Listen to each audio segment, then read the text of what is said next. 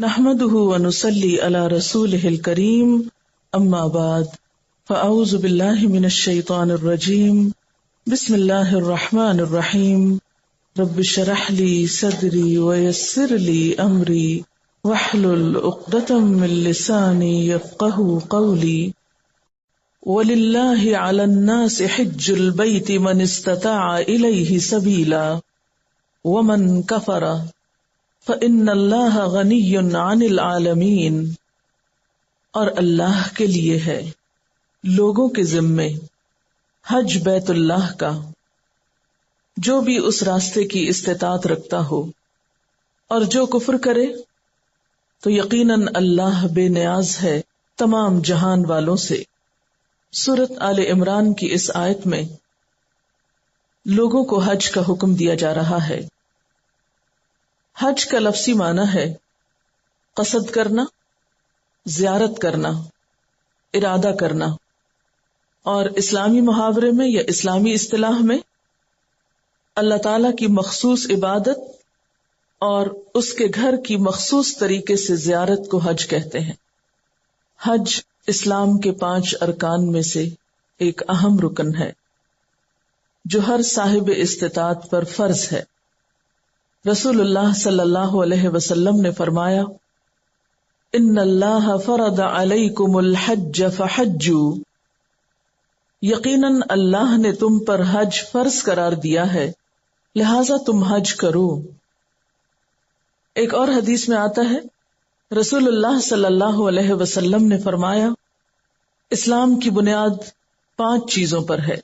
Number 1، اللہ تعالی کے ایک ہونے اور محمد صلی اللہ علیہ وسلم کے رسول ہونے اور اس کے بندہ ہونے کی شہادت دینا۔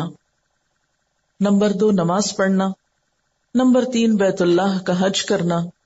نمبر 4، رمضان کے روزے رکھنا، اور نمبر 5، زکوٰۃ ادا کرنا۔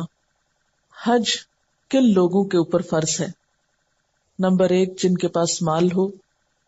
نمبر 2، آزاد غلام پر فرض نہیں۔ نمبر 3، عاقل یعنی ناسمجھ پر یا مجنون پر فرض نہیں۔ نمبر 4، بالغ یعنی بچے پہ فرض نہیں۔ نمبر 5، مسلمان نان مسلمز پہ فرض نہیں۔ نمبر 6، صحت مند تندرست، کیونکہ اگر کوئی شخص بیمار ہے اور وہ دوسروں پر ایک بوجھ ہے تو ایسا شخص معذور ہے۔ نمبر 7، پرامن راستہ، اگر جان کو خطرہ ہو راستے میں تو ایسی صورت میں من استطاع الیہ سبیلا میں پھر یہ چیز نہیں آتی، کیونکہ اس راستے کی استطاعت ہونا ضروری ہے، یعنی راستے کا پرامن ہونا بھی۔ نمبر 8، حکومت کی طرف سے کوئی رکاوٹ نہ ہو۔ مثلا آج بھی دنیا میں کئی ممالک ایسے ہیں کہ جہاں ہر شخص حج کے لیے نہیں جا سکتا، ایک مخصوص کوٹا ہوتا ہے، چند افراد جا سکتے ہیں۔ تو ایک شخص نے اگر ارادہ کیا، نیت کی، اپلائی بھی کر لیا، لیکن موقع نہیں ملا، حکومت کی طرف سے اجازت نہیں ملی، تو بلا وجہ غلط طریقے اختیار کر کے جھوٹ بول کر یا چوری چھپے ایسا کام کرنا پھر درست نہیں۔ پھر اسی طرح عورت کے لیے یہ ہے کہ وہ حالت عدت میں نہ ہو، یعنی مثلا شوہر فوت ہو گیا، اگر کسی نے حج کا ارادہ کیا لیکن اسی دوران شوہر فوت ہو گیا تو وہ اب عدت کے دوران حج نہیں کرے گی، عدت کی تکمیل کے بعد حج ہوگا۔ جہاں حج ایک فرض عبادت ہے صاحب استطاعت پر، وہاں اس کے ادا کرنے والے کے لیے بہت اجر و ثواب بھی ہے، بہت فضیلت بھی ہے۔ حج سے دنیا اور آخرت دونوں کے فوائد حاصل ہوتے ہیں، اسی لیے قرآن پاک میں اللہ تعالی جہاں حج کا حکم دیتے ہیں، حضرت ابراہیم علیہ السلام کو لوگوں کو حج کے لیے پکارنے کو کہتے ہیں، وہاں پر ساتھ ہی یہ بھی فرماتے ہیں کہ وَلْيَشْهَدُوا مَنَافِعَ لَهُمْ، چاہیے کہ لوگ آ کر ان فائدوں کو دیکھیں، ان فائدوں کا مشاہدہ کریں جو ان کے لیے رکھے گئے ہیں۔ گویا حج میں بہت سے فائدے بھی ہیں، دنیاوی اعتبار سے بھی اور آخرت کے اعتبار سے بھی۔ رسول اللہ صلی اللہ علیہ وسلم سے دریافت کیا گیا، ای العمل افضل؟ قال ایمان باللہ ورسولہ، قیل ثم ماذا؟ قال الجہاد فی سبیل اللہ، قیل ثم ماذا؟ قال حج مبرور. آپ صلی اللہ علیہ وسلم سے دریافت کیا گیا کون سا عمل اللہ تعالیٰ کو سب اعمال سے پیارا ہے، یا اللہ کے ہاں کون سا عمل سب سے افضل ہے؟ فرمایا اللہ اور اس کے رسول پر ایمان لانا. پھر عرض کیا گیا اس کے بعد کون سا؟ فرمایا اللہ کے راستے میں جہاد کرنا. پھر عرض کیا گیا اس کے بعد کون سا عمل؟ فرمایا حج مقبول. عربی میں لفظ ہے حج مبرور، اور اردو میں ترجمہ کیا جاتا ہے وہ حج جو قبول ہو جائے، جو نیکیوں سے بھرا ہوا ہو. رسول اللہ صلی اللہ علیہ وسلم نے فرمایا من حج فلم يرفث ولم يفسق رجع كيوم ولدته امه. جس نے اللہ کی خوشنودی کے لیے حج کیا اور اس میں نہ کوئی بے حیائی کا کام کیا نہ گناہ کا کام کیا، تو وہ شخص واپس اس طرح لوٹے گا جیسے اس دن گناہوں سے پاک تھا جب اس کی ماں نے اس کو جنم دیا تھا. یعنی حاجی جب حج کر کے اپنے گھر کو لوٹتا ہے اور اس کا حج گناہوں سے اور برے کاموں سے پاک ہوتا ہے اور اس نے حج کے تقاضے پورے کیے ہوتے ہیں، تو وہ گناہوں سے اس طرح پاک صاف ہو جاتا ہے جیسے ایک معصوم بچہ ہو. ایک اور حدیث میں آپ صلی اللہ علیہ وسلم نے فرمایا ان الحج یہدم ما کان قبلہ. حج ان تمام گناہوں کا کفارہ ہوتا ہے، ان تمام گناہوں کو معاف کرا دیتا ہے جو پہلے سے سرزد ہو گئے ہوں. حج کو کمزوروں کا جہاد بھی کہا گیا، یعنی حج کرنے سے جہاد کا ثواب بھی ملتا ہے. آپ نے فرمایا جہاد الکبیر والضعیف والمرأة الحج والعمرہ. بوڑھے، کمزور اور عورت کا جہاد حج اور عمرہ کرنا ہے. ایک اور حدیث میں آتا ہے الحج المبرور لیس له جزاء الا الجنہ. حج مبرور کا بدلہ جنت کے سوا کچھ نہیں. یعنی انسان جب اس سفر پر نکلتا ہے اور صحیح طور پر حج ادا کرتا ہے تو اس کے بدلے میں اس کے لیے جنت لکھ دی جاتی ہے. رسول اللہ صلی اللہ علیہ وسلم نے یہ بھی فرمایا کہ حج اور عمرہ دونوں کو ملاؤ، کیونکہ یہ دونوں محتاجی اور گناہوں کو ایسا دور کر دیتے ہیں جس طرح بھٹی لوہے، چاندی اور سونے کے میل کو دور کرتی ہے، اور مقبول حج کا بدلہ جنت کے سوا اور کچھ نہیں. تو گویا دنیاوی اعتبار سے حج اور عمرہ انسان کی غربت اور افلاس، تنگ دستی کو دور کرنے کا ذریعہ ہے. یعنی انسان وہاں جاتا ہے، اللہ تعالیٰ کی عبادت کرتا ہے، دعائیں مانگتا ہے، تو اس سے انسان کی دنیا کی مشکلات بھی آسان ہوتی ہیں. لیکن یہ یاد رکھیے کہ وہاں کی دعاؤں میں صرف دنیا نہیں مانگنی، آخرت بھی مانگنی ہے، کیونکہ اللہ سبحانہ وتعالیٰ فرماتے ہیں وَمِنَ النَّاسِ مَن يَقُولُ رَبَّنَا آتِنَا فِي الدُّنْيَا حَسَنَةً وَمَا لَهُ فِي الْآخِرَةِ مِنْ خَلَاقٍ. لوگوں میں سے بعض ایسے ہیں جو کہتے ہیں، یعنی حج پر جا کر کہتے ہیں، کیونکہ یہ آیت حج کے کانٹیکسٹ میں ہی نازل ہوئی، کہ اے ہمارے رب ہمیں دنیا میں بھلائی عطا کر، یعنی صرف دنیا مانگتے ہیں. تو ایسے لوگوں کے لیے وَمَا لَهُ فِي الْآخِرَةِ مِنْ خَلَاقٍ، ان کا آخرت میں کوئی حصہ نہیں ہوتا. وَمِنْهُمْ مَنْ يَقُولُ رَبَّنَا آتِنَا فِي الدُّنْيَا حَسَنَةً وَفِي الْآخِرَةِ حَسَنَةً وَقِنَا عَذَابَ النَّارِ. کہ اے ہمارے رب ہمیں دنیا میں بھی بھلائی عطا کر اور آخرت میں بھی بھلائی عطا کر اور ہمیں آگ کے عذاب سے بچا. تو ایسے لوگوں کے لیے پھر کیا ہوگا؟ دنیا اور آخرت دونوں کا فائدہ، دونوں کا ثواب. حج کے راستے میں انسان جو کچھ خرچ کرتا ہے اس کا الگ طور پر ثواب ملتا ہے.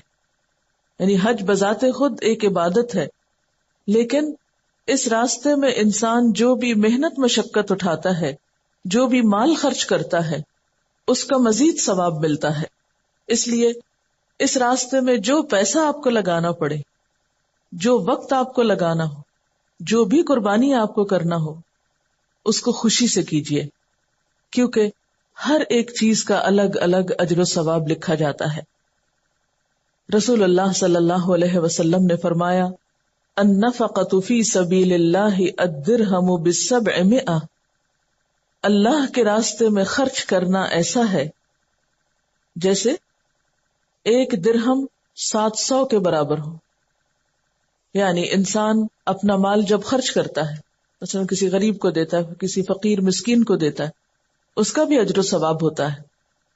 لیکن جب انسان اللہ کے راستے میں مال خرچ کرتا ہے تو اس کا اجر و ثواب کئی گنا بڑھ جاتا ہے. یعنی انسان اپنی روزمرہ زندگی میں جو بھی خرچ کرتا ہے اس کا اجر و ثواب اس کو ملتا ہے. حتیٰ کہ وہ مال جو انسان اپنی ذات پہ خرچ کرتا ہے، اپنی ضروریات کو اور جائز ضروریات کو پورا کرتا ہے، اس پر بھی اس کو اجر و ثواب ملتا ہے. کسی غریب اور فقیر کو دیتا ہے، اس پر بھی ثواب ملتا ہے. لیکن وہ مال جو انسان اللہ کے راستے میں خرچ کرتا ہے، اس میں 1 روپیہ کا ثواب اور اجر 700 گنا کے برابر ہوتا ہے. جیسا کہ قرآن پاک میں بھی آتا ہے، مثل الذین ينفقون اموالهم فی سبیل اللہ کمثل حبۃ انبتت 7 سنابل فی کل سنبلۃ 100 حبۃ واللہ یضاعف لمن یشاء، کہ ان لوگوں کی مثال جو اللہ کے راستے میں اپنا مال خرچ کرتے ہیں.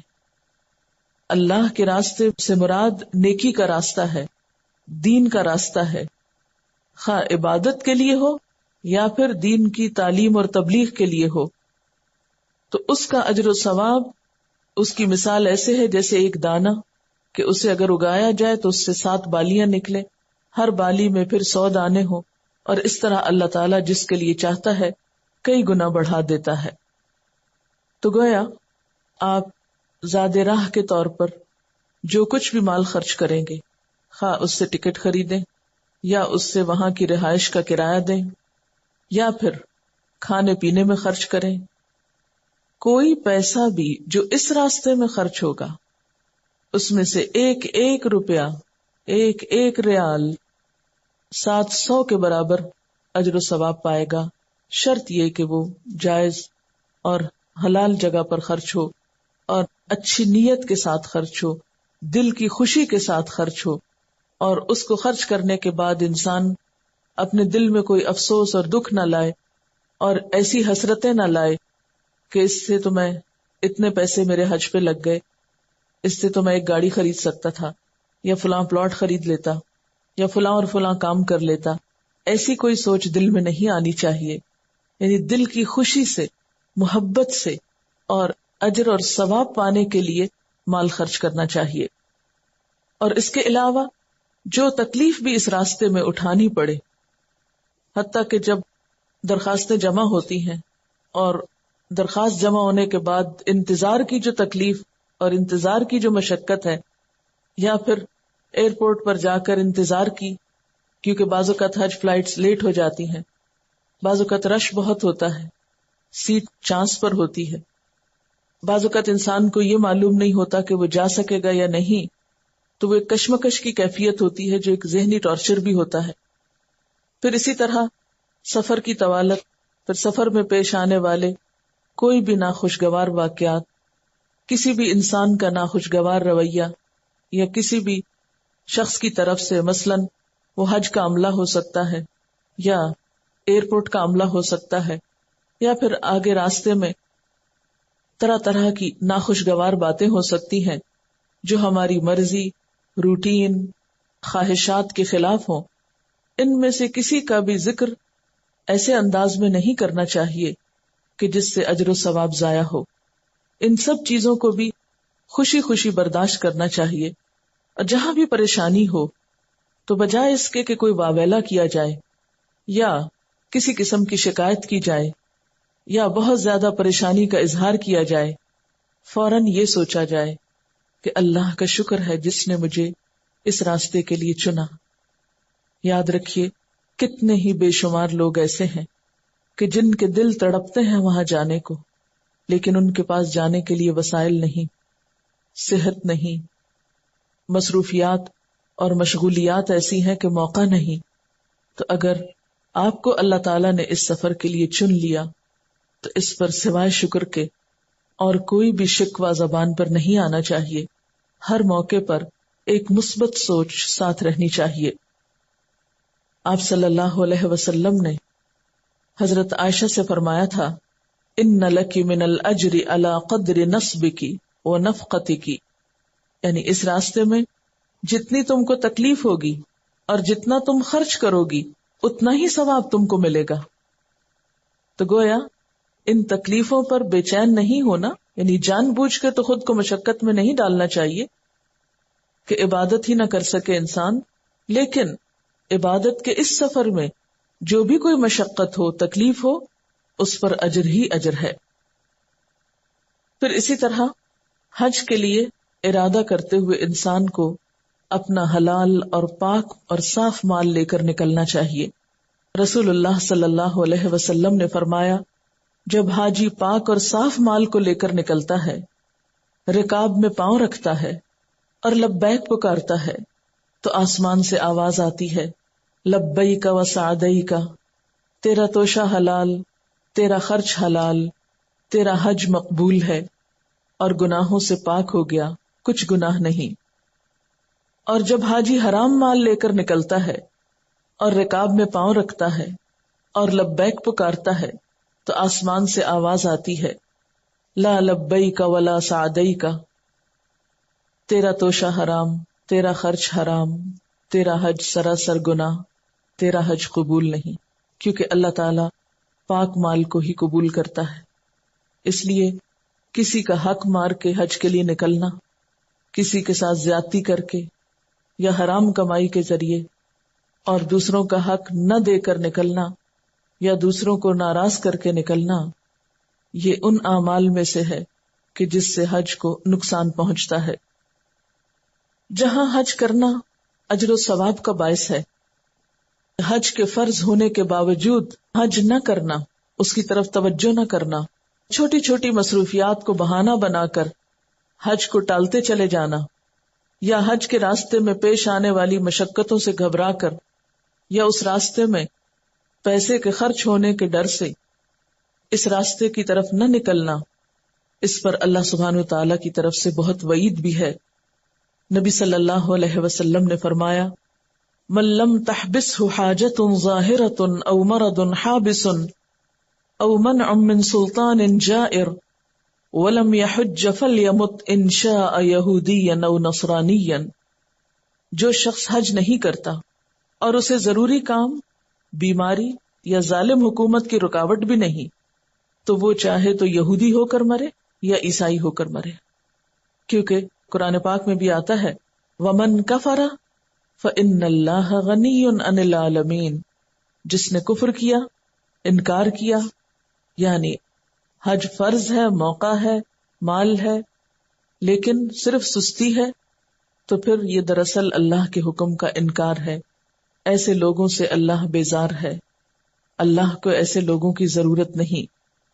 حضرت علی رضی اللہ تعالی عنہ فرماتے ہیں جس شخص کے پاس حج بیت اللہ تک جانے کا زاد راہ اور سواری ہے، یعنی ٹکٹ کے پیسے ہیں اور وہاں کھانے پینے کا بھی کام چل سکتا ہے، اور وہ حج نہ کرے تو چاہے وہ یہودی ہو کر مرے یا نصرانی ہو کر مرے. یعنی اللہ کو ایسے شخص کی پھر کوئی پرواہ نہیں. ایسا شخص اگر زبان سے لا الہ الا اللہ کا اقرار کرتا بھی ہے تو اس کا یہ اقرار جھوٹا ہے، کیونکہ وہ اللہ کے راستے پر یا اللہ تعالی کے بلانے پر حاضر نہیں ہو رہا.